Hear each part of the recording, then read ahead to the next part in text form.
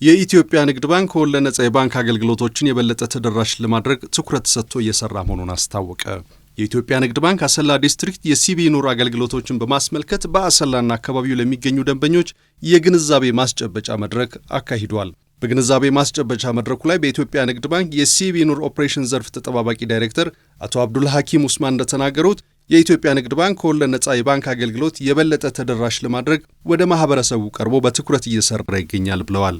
የኢትዮጵያ ንግድ ባንክ የሲቢ ኑር አገልግሎቶችን በማስመልከት ከሰሞኑ በአሰላ ከተማ በተዘጋጀው የግንዛቤ ማስጨበጫ መርሃ ግብር ላይ በውይይት መድረኩ ተሳታፊ ደንበኞች የተለያዩ ጥያቄዎችና አስተያየቶች ተነስተው በሲቢ ኑር የሼሪያ አማካሪ ኮሚቴ አባል በዶክተር ጄላን ገለቶ እንዲሁም በባንኩ የሥራ ኃላፊዎች ማብራሪያ ተሰጥቷል። በኢትዮጵያ ንግድ ባንክ የአሰላ ዲስትሪክት ዳይሬክተር አቶ ስንሻው ንጉሴ በበኩላቸው ሙስሊሙ ማህበረሰብ ባንኩ ያቀረባቸውን ከወለድ ነጻ አገልግሎቶች በስፋት እንዲገለገል ዲስትሪክቱ አገልግሎቱን በስፋት እያስተዋወቀ መሆኑን ተናግረዋል።